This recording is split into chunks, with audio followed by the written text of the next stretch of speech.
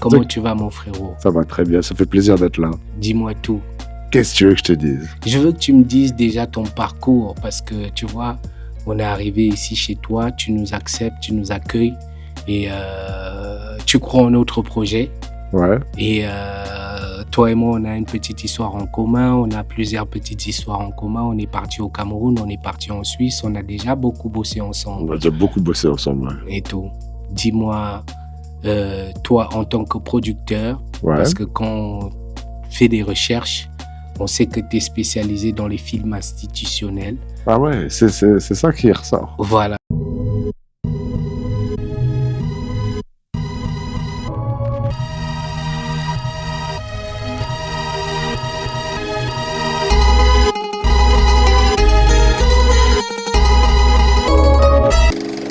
Raconte-moi un tout petit peu ton parcours. Mon parcours, c'est rare que je raconte mon parcours. Du coup, moi, j'ai commencé l'image, enfin le cinéma, tout ça, à partir de mes 16-17 ans. Je suis parti filmer des salons. J'ai eu un conseil à un moment donné, on m'a dit « Ouais, tout tu sais pas faire, tu sais pas quoi faire, va dans des salons genre de bagnole, de tuning, va filmer là-dedans et tout. » Et j'avais pas le matériel. Moi, je viens d'une famille de banlieue, un peu pauvre et tout. Enfin, pauvre, faut pas exagérer, tout va bien. Mais c'était pas facile, quoi. J'étais pas un nanti, j'étais pas un riche, famille riche et tout. Et en fait, je suis parti filmer, j'ai commencé à... Je sais pas si tu vois les premières épaulières et tout, les bails comme ça. J'étais obligé de les fabriquer en tuyaux. Mon père, il est chauffagiste plombier, du coup, je les ai fabriqués en tuyaux pour économiser 100-200 balles. À l'époque, c'était cher, c'était même 300-400, c'était inaccessible à l'époque. J'ai 40 ans maintenant, 39 là, dans le mois prochain, tu vois. Donc, le 6 juin exactement. Le 6 juin 6 juin Je connais tous les 86. anniversaires de tous mes potes. Allez. Yeah. Et voilà, quoi. Puis en fait, à partir de là, je me suis mis à beaucoup... à tourner des petits trucs, acheter des micros. On m'avait dit que c'était le son, le premier problème sur un film. Du coup, le premier truc que j'ai acheté, c'est un micro. Audio, visuel. Ouais. Le son avant le visuel. Exactement, t'as très bien dit les choses, c'est exactement ça. Puis en fait, voilà, à force, j'ai tourné, j'ai eu l'occasion de m'acheter un Steadicam. Tu vois, j'étais tout premier d'avoir les tout premiers Steadicam. Je sais pas si tu vois, pour ceux qui savent pas, mais bon, je pense que les gens qui regardent ça vont savoir. C'est un truc où t'es harnaché avec un système de suspension, un bras qui est dans un système de balancier pour que la caméra soit parfaitement fluide comme les travelling et tout. Et je savais pas que c'était un truc recherché. Enfin, moi j'ai trouvé ça coûtait 2000 balles à l'époque, je tombais sur une offre de ouf. C'était les tout petits pour les toutes petites caméras et personne n'avait ça, tu vois. Et j'ai acheté ça, puis j'ai commencé à beaucoup tourner parce que plein de gens me disaient « Oh, on n'a pas de travelling, on n'a pas machin, tu peux venir faire ce plan-là. » Bam, c'était des clochards, hein. C'était payé 100-200 balles au lance-pierre sur des petits tournages, des courts-métrages et tout. Et puis à partir de là, plein de choses. J'ai fabriqué du matériel, j'ai avancé, quoi. J'ai fabriqué des grues. Toi, t'étais là quand j'ai fait le... Ouais, j'étais là. Et ce qui m'amène à ma prochaine question, parce qu'au fait, tu sais, quand tu parles de fabriquer des grues, les gens, ils ont l'impression que tu as vu, tu vois, tu parles comme si tu buvais de l'eau. Tu vois ce que je veux dire? Les gens, ils ont l'impression que c'est facile, mais au fait, d'où tu tiens ça? D'où tu tiens le fait de fabriquer toi-même ton matériel? Il y a beaucoup de matériel que tu achètes, mais il y a beaucoup de choses que tu fabriques les trucs qui coûtent cher, que tu peux pas acheter, qui coûtent cher en fait. Les grues, ça coûte 5-6 000 balles, 10 000 balles, 20 000 balles bêtement, tu vois. Et mon père, il est, comme je t'ai dit, il est chauffeur, mais après à souder. Moi, j'étais sur les chantiers quand j'étais petit, hein, de 10 à 20 ans. J'étais avec mon père sur les chantiers en train de soit taper des tranchées, soit souder du métal, soit... Et du coup, en fait, quand j'ai vu que les grues, ça coûtait 10 000 balles pour faire juste un petit mouvement comme ça, que c'était inaccessible. Alors c'est joli, hein. Les plans de grue, c'est les débuts de film, ça monte, c'est les fins de film, enfin c'est un truc, c'est marquant, tu vois. Et en fait, comme c'était inaccessible, je me suis dit, écoute, ça n'a pas l'air d'être bien compliqué, hein. C'est un tuyau avec 2 trous dedans, on met une tige dedans, machin, et puis je l'ai fabriqué, quoi. Même le Steadicam, le premier Steadicam que j'ai fabriqué, en fait, avant d'avoir le Stead, j'ai pris des tuyaux de plomberie dégueulasses et j'ai fait... ça marchait pas, il marchait pas, mais j'ai fait tout un Stead complet pour essayer d'avoir des mouvements fluides, quoi, juste par passion du truc, quoi. Parce que je voulais que les images soient belles. Mais faut que nos auditeurs ils captent ça parce que moi, toi, tu as dit que ton père, il était plombier, c'est Ouais. ça? Bah, au fait, moi, j'ai grandi avec mon grand-père qui, lui, il travaillait dans la médecine, Ouais. mais il aimait beaucoup bricoler. Il était, tu vois, plus sur son véhicule, ses véhicules, il aimait faire tout ce qui est mécanique. Ouais. Sauf que, ayant grandi avec lui, chaque fois qu'on m'appelait, C'était pour ah non, l'aider. non. Moi, je préférais rester avec la grand-mère parce que la grand-mère, au moins, elle peut t'envoyer 10 000 fois pour te dire mais oui, va me chercher le couteau là-bas. Alors que le couteau est juste à côté d'elle, tu vois, non? Mais j'étais pas intéressé, je fuyais justement le grand-père pour, tu vois, parce que lui, il allait me dire ouais, la mécanique, fait comme ci, fait comme ça, t'as vu? Ah. Je m'intéressais pas plus à la cuisine que ça, hein. Moi, mon père. Mais j'aimais bien être avec ma grand-mère parce que je savais que c'était un peu plus facile, tu vois. Mon père, c'est un Algérien kabyle. Donc, D'accord. j'avais pas vraiment moyen de fuir les chantiers, tu vois. C'était en mode, tu viens m'aider et tout. Je détestais ça hein, quand j'étais Tu jeune. détestais. Ah ouais, j'aimais pas, ça me fatiguait. Mais après, quand j'ai vu que c'est quand t'arrives à 17, 18 ans, tu commences à avoir faim, d'avoir à manger, de travailler, de prendre des sous, d'être quelqu'un. Genre, je me suis dit, ah ouais, en fait, y a moyen de se servir de ça pour développer une passion plutôt que d'aller tordre des tuyaux avec mon père sur les chantiers. Je vais tordre des tuyaux pour des films, tu vois. D'accord, ok. Mais t'arrives comment au film? Avant même d'arriver au film, il y a quelque chose que je veux savoir parce que le film, toi et moi, on a à peu près le même parcours scolaire, tu vois. Ouais. On a fait la même fac, Ouais. truc. Mais avant d'arriver à tout ça? ouais, ton parcours au niveau du lycée, on va dire tu es en 3e. Raconte-moi à partir de la 3e jusqu'à... Et vraiment, j'étais un mauvais élève. Enfin, mauvais élève, mais un con, mais avec des bonnes notes, tu vois. Et le seul moyen de me sauver de ce lycée, ce collège ghetto de chez ghetto, c'était d'aller faire une option qu'il y avait nulle part. Donc, j'ai vu qu'il y avait bac S, sciences de l'ingénieur, spé maths. D'accord. Je savais même pas que c'était le plus dur. Et j'ai vu que c'était la seule option pour... En plus, je me suis pas sauvé de beaucoup. Hein. Je suis parti à Créteil, tu vois. C'est genre juste pour sortir de ma zone. Et j'ai eu l'occasion de sortir de ma zone. Et là-dedans, t'apprends énormément de choses. Comment usiner des pièces, faire de l'électronique. Par exemple, la physique, c'est de l'optique. T'apprends que de l'optique. Donc, c'est... comment la lentille elle fonctionne, on le savait pas. Les profs nous expliquaient de la merde. Ils n'avaient pas capté qu'ils nous apprenaient à faire du cinéma là-dedans. La physique, c'était de l'optique et de la chimie. Ok. Donc l'optique, c'est la façon dont ton lentille fonctionne. Et la chimie, les vitesses de réaction chimique, c'est comment ta pellicule elle fonctionne. Tu vois, genre quand on nous apprend les ISO, les ASA, en fait, c'est la vitesse de réaction des chlorures d'argent que tu as là-dedans, tu vois. Des sels d'argent que tu as là-dedans. On faisait de la mécanique. La mécanique, en fait, c'est que de la machinerie de tournage. Comment tu as un point de levier, un point de pivot, comment tu gardes un parallélisme sur une pièce. C'est de la machinerie, c'est du travelling. Quand tu appliques une force des accès de son centre de gravité elle est en rotation, sur son centre de gravité elle est en translation. Des conneries, en fait, tu vois. Pareil. Toi, tu comprends ça. Ouais, facile, tu vois. Et t'avais quoi? T'avais de l'électronique. Et 90% de l'électronique, c'était la gestion de signaux électronique. Donc, tu vois, genre l'oscilloscope, mes couilles avec la résistance, les transistors.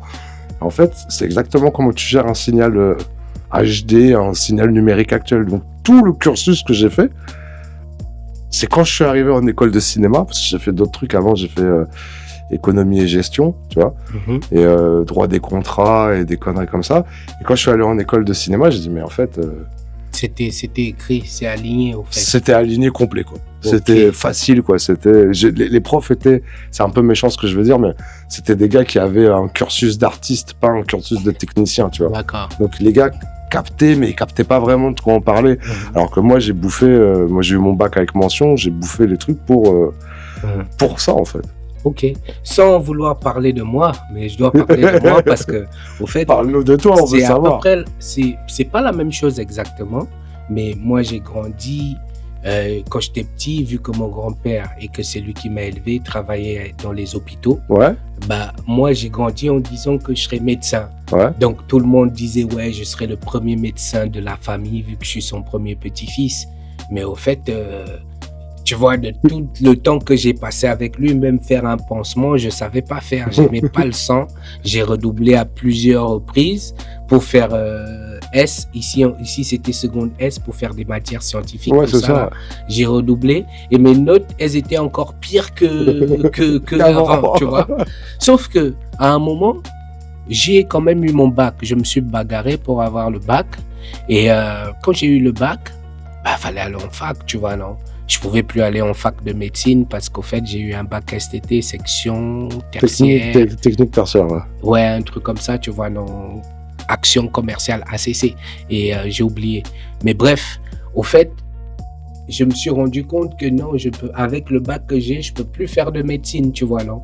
Du coup, j'ai réfléchi, j'ai dit, ok, je viens en fac de psycho. Parce que la psycho, ça reste une forme de médecine, un délire comme ça, tu vois.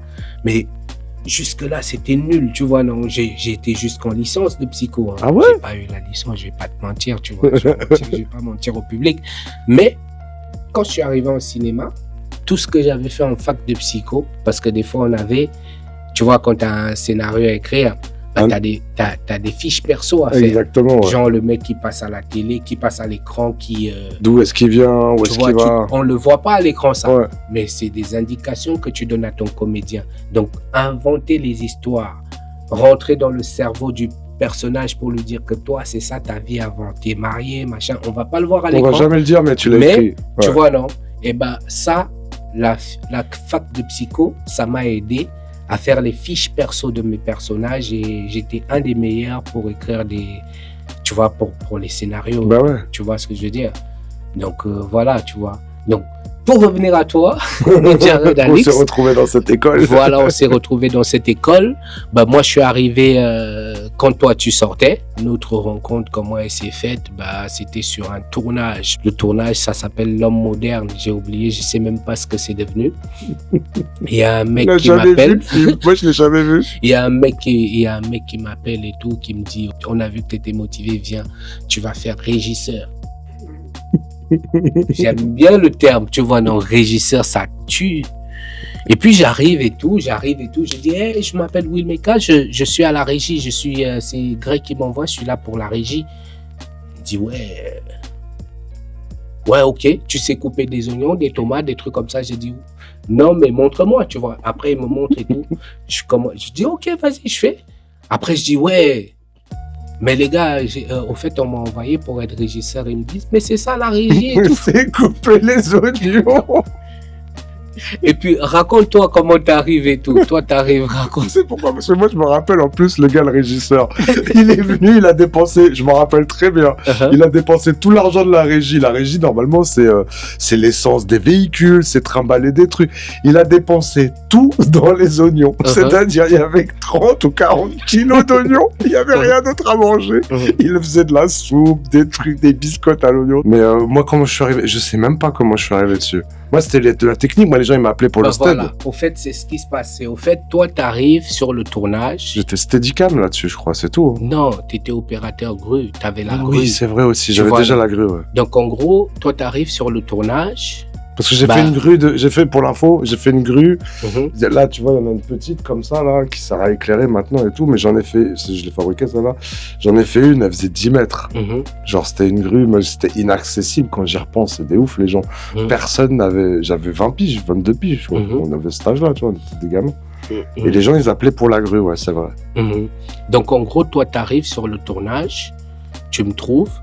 Je dis, lui, il est tismé, rebeu, français, t'as vu. Il n'y a que des blancs. Peut-être qu'il vient sur la grue, sur le C'est mon machinot. Peut-être qu'il vient à la régie avec moi. Et puis, la réal, quand elle parle, c'est ça que j'ai bien aimé aussi sur un plateau de tournage, au fait, c'est qu'il y a une sorte de hiérarchie, tu vois. Ouais. On sait que lui, c'est le producteur, on sait que elle, c'est la réal, on sait que quand la réal parle, il n'y a pas une seule mouche qui c'est militaire. Voilà, c'est super militaire. Et toi, t'arrives, tu commences à embrouiller la réal. Tu dis, écoute-moi bien ce que tu vas faire. Tu vas t'acheter un bloc-notes, tu vas faire comme ça, tu vas noter exactement ce que... Je dis, mais chelou, lui, il est avec moi à la régie, mais il est en train de parler comme ça à la championne du monde en matière de réalisation, de beauté, de machin et tout, tu vois. C'est vrai, t'es avec nous, j'étais à la régie en Je plus. pense, attends, Parce que t'es rebeu comme il y a moi, que des blancs. tu soumets comme moi, tu vois ce que je veux Il a dire, dit, le rebeu, le Renoir, on va couper les oignons. tu vois. Et tu sais, et toi, t'arrives, tu me dis, écoute frérot, next time I see you, la prochaine fois que je te vois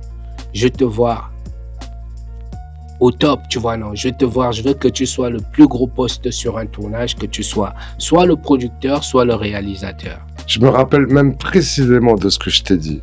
Je me rappelle d'une phrase hardcore que je t'ai sortie. Je t'ai dit, t'as vu, il y a que des blancs autour. J'étais un peu dans ce mood-là à l'époque. Ouais. C'était pas un bon mood, je pense, maintenant, avec du recul. Je dis, il y a que des blancs. T'as vu, je suis le seul maghrébin. T'as vu, t'es le seul renois. Et t'ont fait couper des oignons. Je crois que j'ai tapé une phrase comme ça. J'ai dit, à partir de maintenant, je me rappelle de la douille. Il y avait le gaffeur, là. Je t'ai dit, tu mets une ceinture, tu mets le gaffeur, tu restes avec moi. Si les gens ils te demandent, va couper des oignons, tu restes avec moi. C'est moi qui t'ai demandé. Et du coup, t'as plus coupé d'oignons, je crois. T'as fait ce qui Tu ça. m'as dit gaffeur, le gaffeur, c'est le truc qu'on a le plus besoin sur un tournage. Donc, chaque fois que tu auras un gaffeur, les gens ils vont t'appeler gaffeur et c'est là que tu C'est le vois scotch, plus de ouais. trucs. Ouais. Ouais. Et je t'ai dit, attache-le à toi. Là, déjà, j'étais chétan. Je dis, attache-le à toi. Non pas tu vas lui donner, il va se barrer avec. Tu le gardes. Comme ça, il va t'amener. Il va dire, attends, j'ai besoin de gaffeur pour ça. Tu le regardes bosser. Ah ouais, il a attaché son micro comme ça. Ah ouais, il a attaché sa lumière comme ça. Mais tu le gardes avec toi. Ouais, je vais t'aider, je scotch. Déjà, t'as feinté les oignons. Ça, c'est une affaire de régler. Puis tu regardes tout le monde. Et parce que, à l'époque, faut dire ce qui est, il y avait pas de Renoir de rebeu qui faisait des films. Mais il y a une phrase encore plus hardcore que tu m'avais dit. Tu m'avais dit, écoute frérot, c'est une honte pour ta race si tu viens sur un tournage et tu coupes des oignons. C'était pas vrai ou pas? Si c'était vrai. C'est une honte, je parle comme ça. C'est une honte pour ta race que tu viennes couper les oignons. Ouais.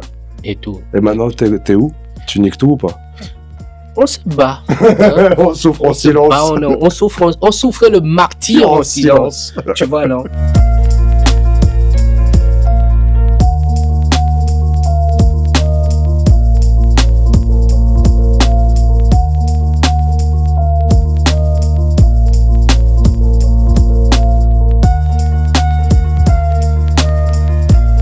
Si le podcast il est filmé en noir. Parce que t'es noir et je suis blanc. C'est pour ça.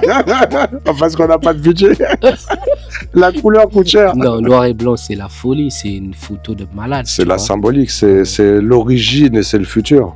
D'accord. C'est les plus grands films, ceux qui parlent de sujets les plus intéressants. Parce que le cinéma actuel quand même est quand même très coloré, trop coloré et des fois vraiment vide de sens, tu vois, genre pour revenir à l'origine, tu regardes beaucoup de films, tu prends American History X qui traite des néo-nazis, du racisme et tout, c'est un film en noir et blanc, La haine, c'est en noir et blanc pour tout ce qui est, la on va haine, dire ouais. notre époque actuelle, tu vois, c'est quand même des choses qui sont restées, tu vois, par ça. Donc moi tu m'as dit je veux faire un podcast, moi je l'ai pas dit, mais moi je fais mes lives, je fais des petits lives TikTok et tout, je les fais en noir et blanc. Et les gens, ils restent. Parce qu'ils zappent, boum, ils voient ça, ils se disent, ah, lui, il est pas comme les autres. Tu vois, faut taper les gens là où... C'est même le dogme. Parce que tu m'as dit, je suis pas un artiste, je suis un technicien, mais en vrai, j'écris beaucoup. J'en parle pas beaucoup parce que ça m'intéresse pas et tout. J'ai réalisé des films et tout, mais je fais ça en cachette, on va dire. Mais en soum-soum, ouais. Et mon dogme à l'image, c'est de filmer de la manière que l'œil humain ne peut pas voir. D'accord. C'est-à-dire le noir et blanc, je vois pas en noir et blanc. Le ralenti, je vois pas en ralenti. C'est pour ça qu'il y a la grue derrière. La grue, c'était très très haut. Je suis jamais très très haut à regarder les choses d'au-dessus. Ou je suis très très bas. Ou je vais passer entre les jambes des gens, mais j'ai jamais cette vue-là. Tu vois. Ce qui m'intéressait, peut-être un peu moins maintenant, mais c'est vraiment les images qui ne sont que tes yeux ne peuvent pas voir. Dès que c'est beau, ça. Dès que c'est filmé à hauteur de regard, souvent c'était justement ça, pour ça que j'aimais pas les cours de cinéma, parce que ils te disent oui, si le spectateur il était là, il te regarderait là. Et puis toi, si le spectateur il était là, il te regarderait là. Et je suis en mode mais Et puis souvent, c'est des discussions dans une cuisine pour Tati qui apprend qu'elle est gay ou je sais pas quoi, des trucs qui m'intéressent pas, tu vois. Pas d'homophobie, mais ça m'intéresse pas. Et le truc, c'est que... Pas d'hétérophobie non plus, j'espère. Un petit peu. Toujours un petit peu. Bon, ça peut ouvrir les portes du CNC. Non, mais tout ça pour dire, c'est que le dogme, c'était, ouais, où va être le regard de l'homme? Le gars, il te regarde là, on est juste là avec la caméra. C'est pas intéressant, en fait. C'est vide de sens. Tu regardes tous les Marvel à l'heure actuelle, c'est peut-être des effets spéciaux de fou, mais c'est filmé à hauteur de regard. Tu sais, moi, quand je regarde un film, quand je vais au cinéma, quand je pars au cinéma avec ma fille ou avec des amis, ils me disent « Ouais, le film est fini. Sortons ». Mais moi, je suis toujours le mec qui veut rester jusqu'à la fin pour voir qui a fait quoi, c'est qui le producteur, c'est qui. Au fait, je lis tous les petits noms, tu vois ce que je veux dire. On va retrouver et lui péter sa gueule. Non, au fait, je lis toujours les petits noms. Tel a fait ça, machin, les cascades, c'est tel, le maquillage, c'est tel, ainsi de suite, tu vois, non. Donc, si on devait regarder sur un générique, toi, ton nom, il apparaîtrait surtout à quelle rubrique? Ah bah, c'est marrant, j'ai beaucoup refusé. C'est maintenant, je suis bête. Avec du recul, je suis très très bête. Mais pendant beaucoup, je veux pas apparaître. Ça m'intéresse pas. D'accord. Vraiment. Et je faisais ça ce que tu viens de dire là, d'analyser le générique. Je le faisais quand j'avais 16 ans pour comprendre comment les films étaient fabriqués. Parce que le démarrage du pourquoi j'ai fait du cinéma, ça vient d'un film, je sais pas si tu vois, Night Shyamalan, le Sixième Sens, le gars qui a fait Sixième Sens. Je pense que Sixième Sens, c'est marrant que tu en parles ce soir, c'est ce qui m'a emmené en fac de psycho. Ah ouais? Tu vois, je ne sais plus c'est quoi, j'oublie carrément le thème du film. Ben, c'était un psychologue qui s'occupait de l'enfant. Bah voilà, c'est qui avait des visions. Au fait, je venais d'avoir le bac. J'ai regardé Sixième Sens, j'ai dit que bon, je ne peux pas faire médecine. Hein? Allez. On va faire la médecine de l'âme. Tu vois, non, c'est long. C'est beau ça. Il y a le sang, mais on va faire la médecine de l'âme. Mais tu sais qu'est-ce qui m'a fait fuir la psycho? C'est gars. Les gens là-bas. Clinique. Tu vois, non, au fait, t'analyses tout. T'es parano, mon esprit, il allait dans tous les sens. Tout le monde est parano, je suis parano. Comment ça se fait que tous les gens des Feux de l'amour, aujourd'hui Jack est avec Nikki, demain Nikki avec Victor Newman, machin, comment ça se fait que ma meuf ne me trompe pas? Ce n'est pas normal. Hein? Comment ça se fait que tout le monde trompe tout le monde et toi, tu veux me faire croire que tu ne me trompes pas? On avait rendez-vous à 15h23. Il est 26. Toi, tu arrives à 15h25 et demi, tu sors d'où? Hein? Je parlais de Sixième Sens. Ouais. Et de Night Shyamalan, Le Village. Il a fait un film, Le Village. Moi, je m'en fous du scénario, on va pas rentrer dedans, mais c'est en gros, t'as une centaine de personnes qui vivent dans un village et il y a une rumeur, il y a un truc qui dit il faut pas qu'ils sortent du village, s'ils sortent, ils vont se faire tuer. Et il y a des gars qui viennent tuer les gens qui sortent. Et quand je regardais le film au tout début, j'ai écrit, c'était le premier scénario que j'ai écrit. J'ai écrit l'histoire de ça. Et que c'était pas un vrai village, c'était genre une fausse malédiction avec des gens qui tuaient les gens pour juste les garder à l'intérieur. Et genre le monde extérieur est totalement différent. Et je regarde le film, je crois que c'est au bout de 20 minutes. Je vois les effets spéciaux, ils sont volontairement éclatés, le monstre est bidon et tout. Quand je vois ça, je fais « Oh non, copier-coller, c'est mon scénario. » Et du coup, j'ai pas goûté le film bien parce que j'avais pas la surprise de fin qui était en fait ils sont dans le monde moderne et c'est un gars riche qui a acheté genre un parc et qui a mis sa famille au milieu genre comme au Moyen-Âge et tout. Les grands esprits se rencontrent, tu t'es pas dit ça? Vu sa carrière, ça me fait peur, mais parce qu'il a bien coulé le gars après, mais peut-être je vais couler, on sait pas. Mais pas dans ce sens-là, non, je l'ai pris comme un défi, je l'ai pris comme un signe du bon Dieu. Je me suis dit attends, parce que même ce qu'il avait écrit, je le trouvais moins, c'est un peu arrogant, mais je l'ai trouvé moins bien que ce que j'ai écrit. J'étais en me disant, mais en fait, je suis peut-être fait pour ça. C'est pas normal. Parce que c'était vraiment le premier, je me rappelle, tu sais, les cahiers à spirale, comme un enfant, tu sais, j'avais 16 ans, tu vois, genre, j'ai écrit, mais c'est la première histoire que j'ai écrite. C'était un truc un peu thérapeutique pour, tu sais, inscrire mon imagination. Moi, je lisais beaucoup de romans quand j'étais jeune. Et du coup, parce que mes parents m'avaient interdit de jouer aux jeux vidéo et tout, il y a une mauvaise période, comme je te dis, j'étais un con quand j'étais jeune. Et en fait, il me restait que les bouquins, du coup, je lisais un bouquin par semaine, je tuais ça, je me faisais chier. Et du coup, j'écrivais. Et c'est Night Shyamalan, quand j'ai vu à la sortie du film, j'ai dit, mais... Et du coup, pourquoi je disais ça? Excusez-moi, j'ai digressé, mais c'était, je lisais les génériques, et j'essayais de deviner c'était quoi la différence entre un producteur délégué et exécutif et producteur normal, général, assistant de production, FX, machin. Il y a des trucs que tu comprends, cascadeur, c'est cascadeur, tu vois. Mais tu vas voir, étalonneur, c'est quoi ça? Il étalonne, il est dans la section image. Ah, ils ont rangé ça, les gars de l'image, les gars du son.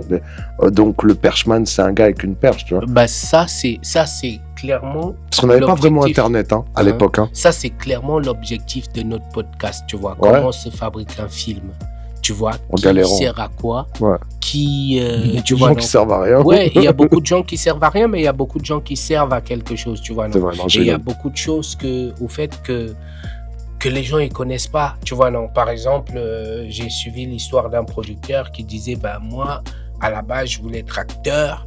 Après, je suis parti faire un casting. J'ai fait le casting. Et une fois que j'ai fait le casting, on m'a pris. Mais après, j'avais une histoire à raconter. J'ai écrit l'histoire. Mais il fallait il y avait personne pour la réaliser. Du coup, je l'ai réalisée. Après, on m'a dit, il faut que je trouve un producteur. J'ai cherché des producteurs. Ils m'ont dit non. Mais comme je croyais en mon histoire, j'ai dit, je vais devenir producteur. Tu vois? Et je veux savoir c'est quoi un producteur. Et ainsi de suite, tu vois, non, c'est toujours comme ça. En fait, tu arrives avec ton histoire, tu arrives avec tes idées, tu as plein de gens qui vont dire non. Tu es obligé d'y aller. Toi, tu sais que, tu vois. Tu es obligé d'y aller. Moi, la technique, j'ai appris la technique, c'était pas pour être technicien, je m'en battais les couilles, la technique, j'écrivais. Et par contre, j'avais remarqué que c'était compliqué de faire l'image qu'on veut. En vrai, c'est dur de faire une jolie image, de faire retranscrire l'émotion ou le style lumière ou le style de mouvement. C'est un langage, c'est comme l'alphabet, c'est l'alphabet technique, on va dire. Comment tu fais un film. Et je suis parti là-dedans parce que je me suis dit, plutôt que rater mes films, je vais rater les films des autres. Je vais faire la technique pour les autres, pour m'entraîner. Et puis en fait, après, il semblerait que j'étais bon et qu'on m'appelle beaucoup pour ça maintenant. Pour faire la technique pour d'autres réals, même toi. Même toi, le côté du tu trahis ta race ou je sais pas quoi. Qu'est-ce qui s'est passé à la fin? C'est toi, le réal, qui m'appelle pour venir faire les images pour tes films. Folie. Et on a été au Cameroun, on a été en Suisse. Tu es en train de parler avec moi, je vois quand même qu'il y a des choses qui bougent alors que c'est toi le maestro de tout ça. Parce que c'est ce que tu viens de dire il y a 2 minutes. Tu t'as parlé d'un gars, il t'a dit ouais, je cherchais un producteur, j'ai pas, du coup j'ai produit. Je cherchais un réalisateur, j'ai pas, du coup j'ai réalisé. Et du coup j'ai fait tout ça de manière à ce que ce soit automatisé. C'est-à-dire qu'il faut pas de technicien pour faire ça. C'est-à-dire là il y a 3 caméras, j'ai la version sympa, tranquille. La version vénère, il y en a, ça fait 3 plus 2 plus 4, ça va faire 3, 4, 5, 6, ça fait 6 caméras. C'est quand il y a un peu plus de monde et tout, quand on va chercher les choses. Et tout est automatisé. Le travelling, j'ai conçu un travelling motorisé automatique qui fait des allers-retours non-stop. Les caméras qu'on utilise, c'est des petites caméras qui s'appellent des DJI, qui sont des petits chefs-d'œuvre en termes de qualité, qui sont autonomes. Des chefs d'œuvre, quoi. Des chefs d'œuvre, des hautes qualités, vraiment, on est au top. Les lumières, c'est des petites lumières internet. Enfin, tu vas chercher ça sur Amazon, t'achètes ça. On est léger, là. Là, on est léger. On est léger. Ça veut dire que demain, on a B2O sur le plateau, on a tout. On a la totale, on a la grue, on a... Regarde cette lumière, tu vois, tu la montes, loupe. Ça, c'est un petit plaisir qui est assez rare en studio. C'est une grue de vidéo qui sert à faire de la lumière. Waouh. C'est-à-dire, en fait, habituellement, t'as ce qu'on appelle des girafes. C'est une galère. Tu es obligé d'avoir un technicien qui va venir te faire l'inclinaison, la mettre loin, puis après, c'est pas la bonne inclinaison, il redescend, il remet. C'est pas la bonne inclinaison, tu vois, pour tomber sur ta tête. Là, elle a un parallélogramme, donc elle garde toujours la même position. C'est juste confortable. Comme le travelling... Je l'ai fabriqué, j'en ai fabriqué un deuxième avant que tu arrives, en un quart d'heure, tu vois, ça m'a coûté 50 balles le travelling.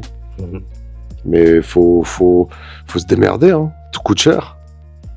J'ai réparé une caméra, je t'ai envoyé la vidéo, là, c'est la première fois que j'ai fait ça. Ouais, j'ai vu ça. J'ai vu ça. Oh, j'ai eu peur. La caméra, elle est tombée comme ça, bling. La connectique sur le côté, elle est morte. Mais mort, hein. C'est une caméra à coût de 3000 balles, tu vois. Je suis sur un client, je me dis putain, et tout, je vais être obligé de racheter 3000 balles une caméra. Et je me suis dit, autant la démonter, on va voir. Je sais pas. Ouais, au fait, justement, quand moi j'étais à la fac, quand je commençais à terminer, tu vois, on parlait beaucoup de Ninja Red, tu vois, non? Ninja Red, c'était un nom que tout le monde connaissait, au fait. On connaissait Au fait, tous, ouais. les gens, ils disaient, ta réputation, c'est le mec qui arrive sur un tournage qui n'est pas payé. Il va dire, d'accord, ne me payez pas, mais par contre, louez mon matos, tu vois, non? Moi, je suis gratuit, je viens gratuit. Mais la grue, elle vient pas gratuit. Tu vois, tel autre truc ne vient pas gratuit. Au fait, tu avais cette réputation-là. Moi, j'étais toujours payé. Moi, je vais pas me déplacer gratuit. Moi, c'est impossible. Je peux pas, je déshonorerais mes parents.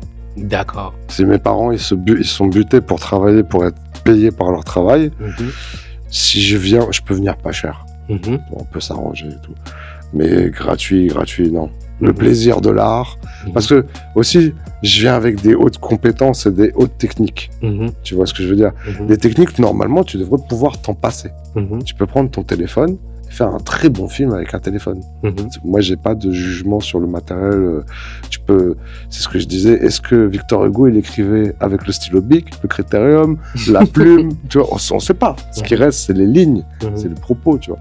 Donc, tu peux tout faire avec un petit téléphone, tu fais ça sérieusement, tu vas faire des bons trucs. Donc si moi tu me demandes de venir avec un gros stead qui coûte 3-4 000 balles, une caméra qui coûte 4 000 balles, des objectifs, des lumières et tout, tu payes. C'est que tu as envie d'avoir un certain standing, tu vois. Tu veux aller aux 3 étoiles, c'est pas 10 balles l'entrée, tu vois ce que je veux dire. Ça, c'est l'idéal. C'est l'idéal pour faire appel à nos partenaires et sponsors. C'est juste pour vous dire que les gars, tout travail mérite sa bière. Là, on est avec Ninja Red. C'est un grand monsieur. Aujourd'hui, il m'a donné l'occasion de venir faire un pilote de mon podcast chez lui. Mais tout travail mérite sa bière. C'est un génie. Ça me ferait plaisir tout son savoir qui puisse être récompensé. Et puis ce documentaire, ce podcast, excusez-moi l'expression, on n'a pas l'habitude, c'est un pilote, on peut faire des erreurs. Ce podcast, c'est pas gratuit, les amis. Venez participer à un projet où vous serez crédité. Donc, je fais un appel à tous les mécènes, à tous les producteurs, à tous ceux qui ont faim de réussite et qui veulent faire avancer, qui veulent faire en sorte que le cinéma camerounais retrouve, africain autant pour moi, je suis un gars du continent, retrouve sa grandeur. C'est ici qu'il faut venir faroter, quoi. Ah ouais. Faites-moi confiance, vous ne serez pas déçus, tu vois, vous voyez déjà, ça c'est rien, c'est que le pilote. C'est rien, on est au début pour rigoler, là. C'est que le pilote, il n'y a rien d'écrit, tout est freestyle. La seule chose décrite ici, c'est la liste. Hein? Et donc, mais on est là pour vous dire que voilà, c'est du travail. Ça a l'air facile ce qu'on est en train de faire, mais c'est du putain de travail. Et comme on dit chez moi dans le continent, au Cameroun 237, tout travail mérite sa bière. Et on a besoin de soutien, on a besoin d'encouragement.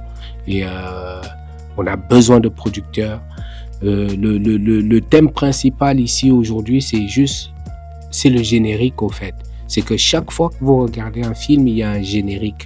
Et toutes les personnes, parce qu'au fait, quand on regarde un film, on se souvient des acteurs principaux et en général, si le travail est bien fait, on se souvient du réalisateur. Mais il y a tellement d'autres petites mains. Il y a tellement d'autres personnes. Tu vois, tu parlais de producteurs délégués, producteurs exécutifs, producteurs moi-même qui suis dans le cinéma, que c'est ma formation, je connais pas tout ça.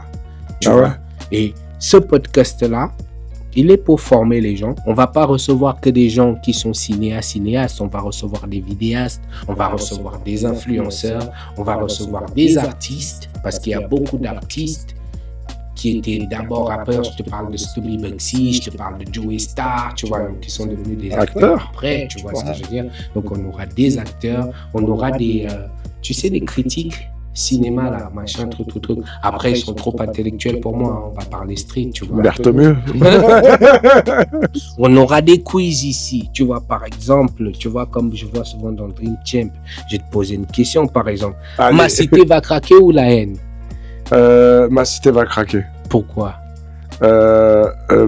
C'est le gars qui fait le stead dessus qui m'a formé.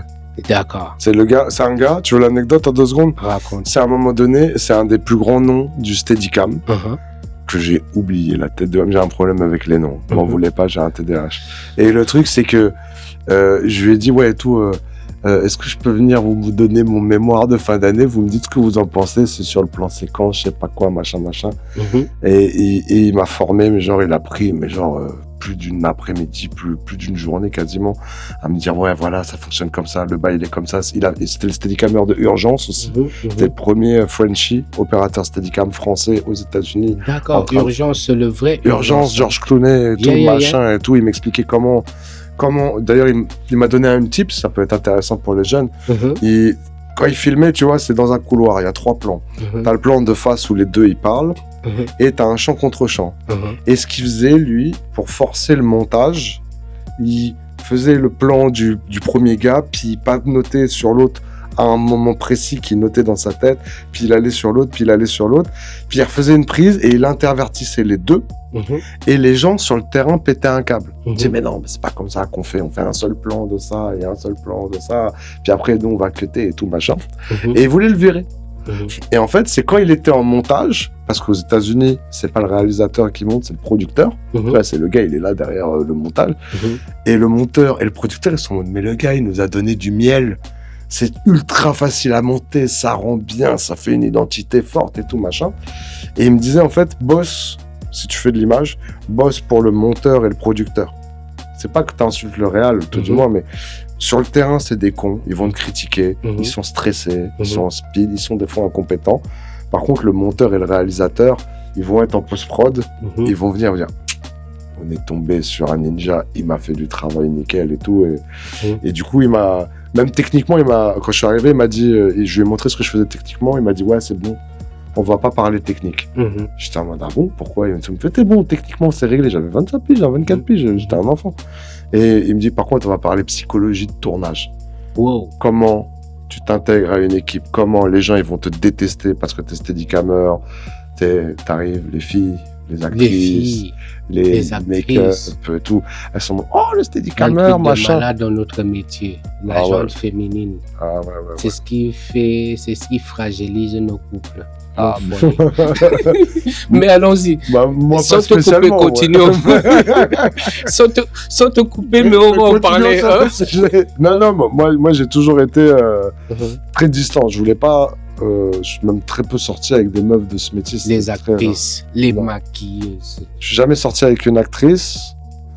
Pourtant, moi je sais pas, ça m'intéresse pas. Les filles sur les métiers audiovisuels m'intéressent pas. Je préfère les meufs entrepreneuses dans un business. Elles ont monté une affaire, elles ont monté un bail et tout.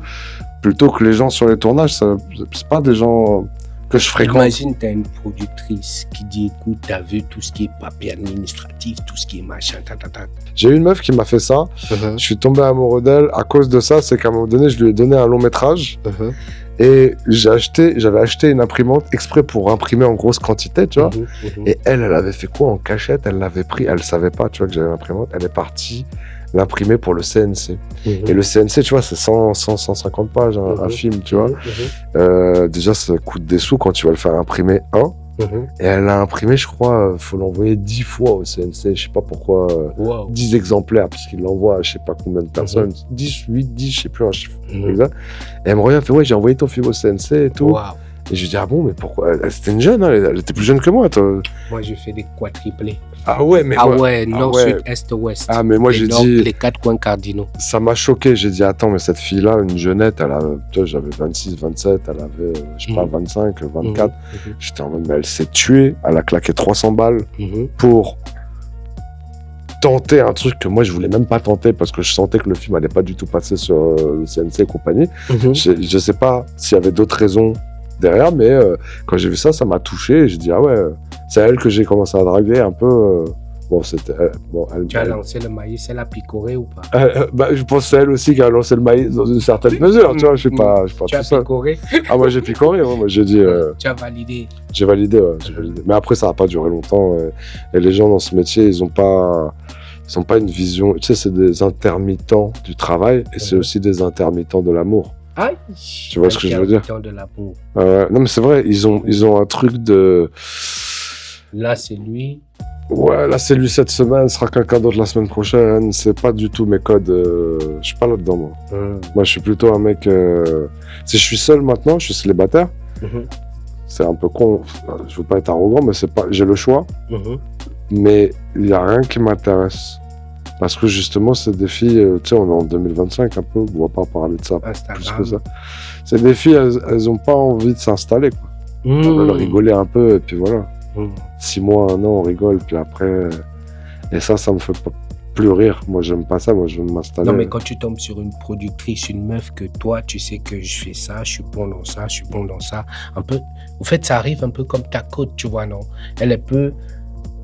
Tu vois, comme l'histoire que tu viens de me raconter, là, elle a imprimé tes scénars, elle les a envoyés au CNC. Ça arrive une fois, frérot, ça. Moi, ça m'arrive, frérot, je mets des quadriplés. Mais moi, j'étais là-dessus, mais c'est pas... je pense qu'elle l'a fait pour moi, mais je pense qu'elle l'aurait fait pour quelqu'un d'autre aussi. Ben, ça veut dire que c'était quelqu'un de bien. Ça veut dire que c'est Mais pas quelqu'un avec qui je vais peut-être être en couple. Peut-être je vais pas faire ma vie avec, si elle peut être comme ça avec tout le monde. Ah!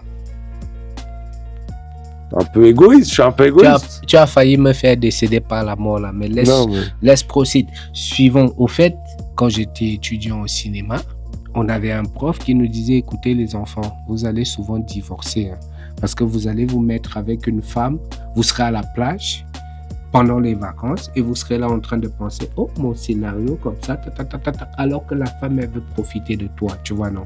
Niveau familial, ça se passe comment un peu pour toi à ce niveau-là? Non, moi, ça n'a jamais été un problème. J'ai pas l'impression.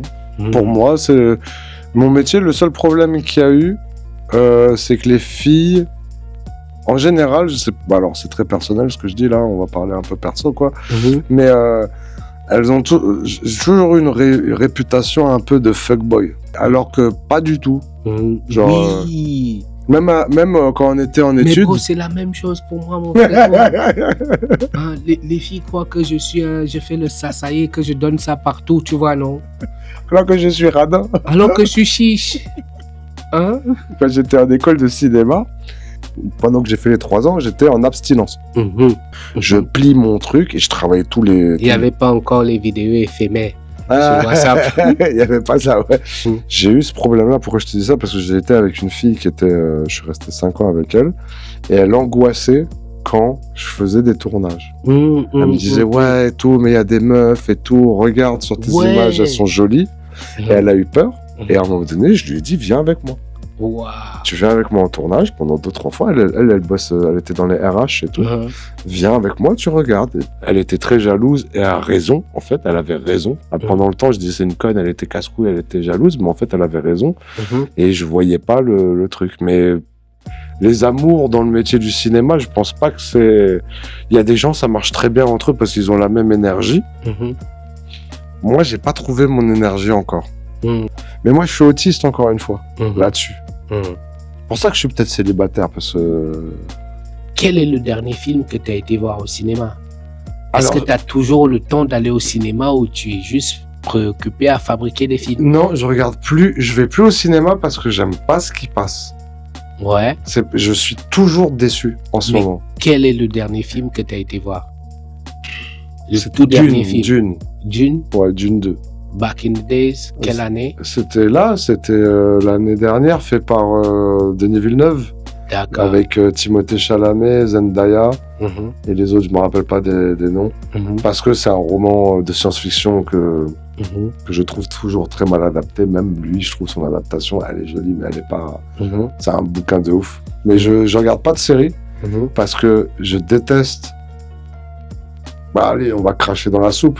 Quand tu regardes un film, t'as 2 heures. Donc, faut tout raconter en 2 heures. Donc, souvent, t'as pas le temps de remplir avec du vide. Tu vois.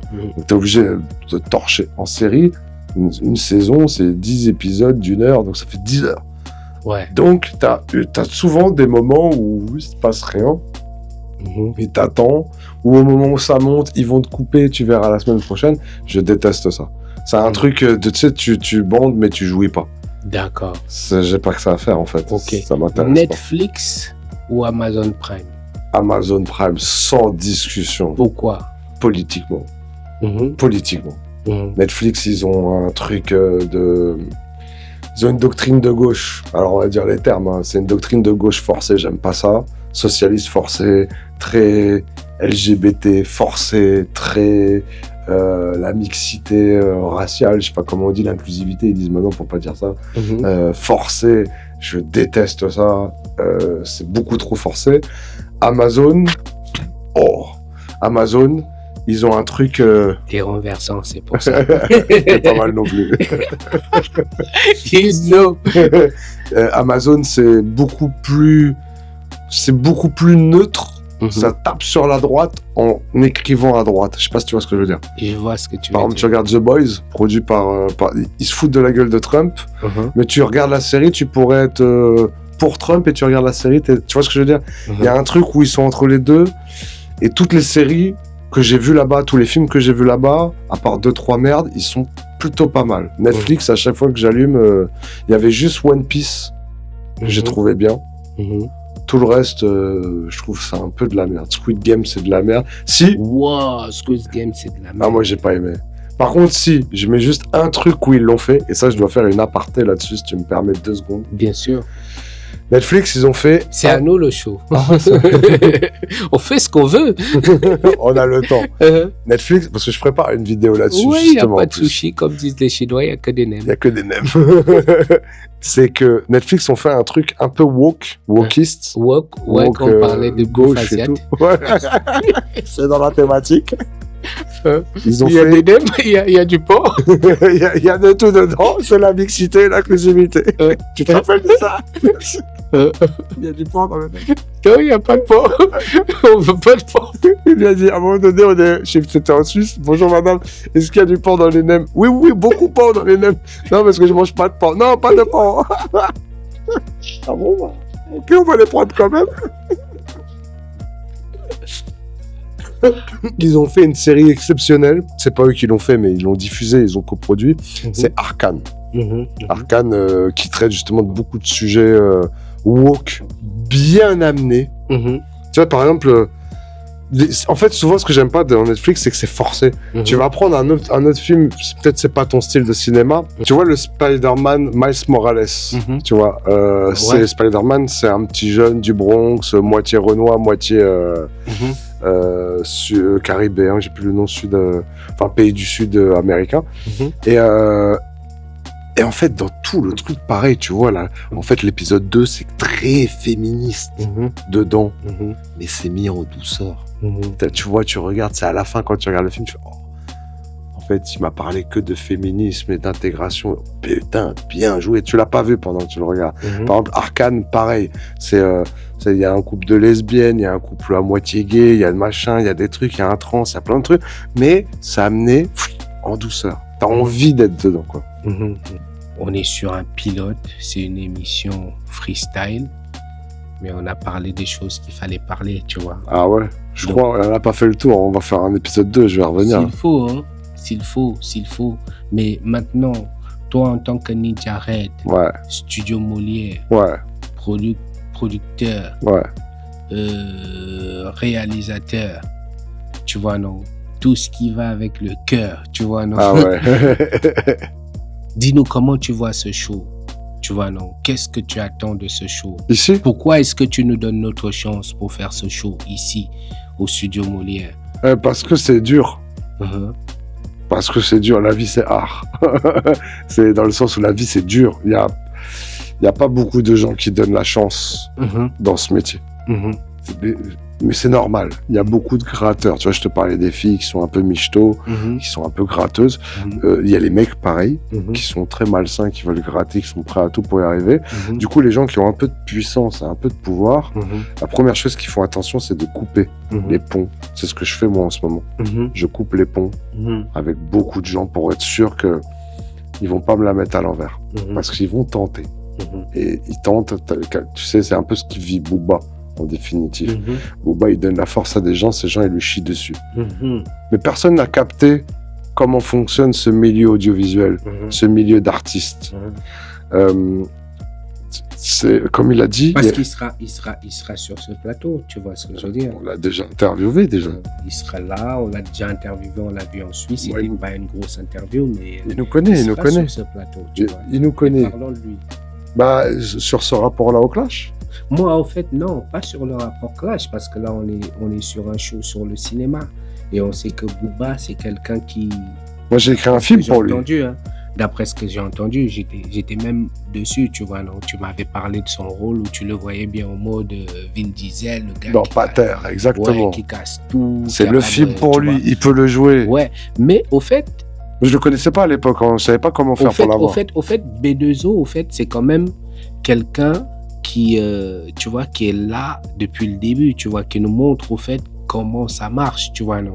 Ça me rappelle un peu Dr. Dre, tu vois, Murder Was a Case, Murder Was a Case. Dr. Dre, Murder Was a Case, c'est le premier, tu vois, c'est quoi? Non? C'est le premier film vraiment de hip-hop, tu vois, donc c'est Ok. des rappeurs qui font le film, tu vois, donc, et c'est réalisé par Dr. Dre, et c'est super bien foutu. Ok. C'est un court-métrage de 15 minutes, mais c'est super bien foutu et tu sens qu'il y a du budget dessus, tu vois. Ok. Tu vois comment c'est tourné, comment, tu vois, c'est une dinguerie et c'est fait par Dr. Dre et c'est un rappeur.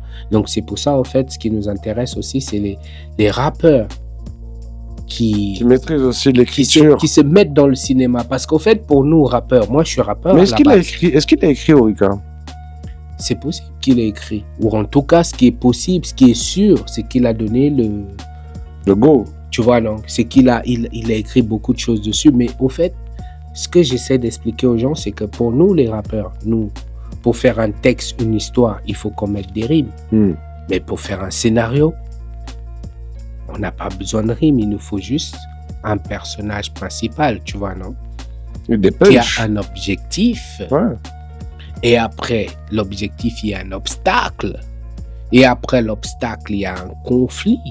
Et ça se termine par une émotion. Ça se fait P comme personnage, O comme objectif, O encore comme obstacle, C comme conflit et E comme émotion. Ça fait pouce. Mais sauf que le pouce, c'est 2 O au lieu de 1 U. Tu vois ce que je veux dire? Tu retiens ça et tu écris facilement. Je pense que c'est le mot de la fin. Qu'est-ce que Pouce. vous en dites? One love.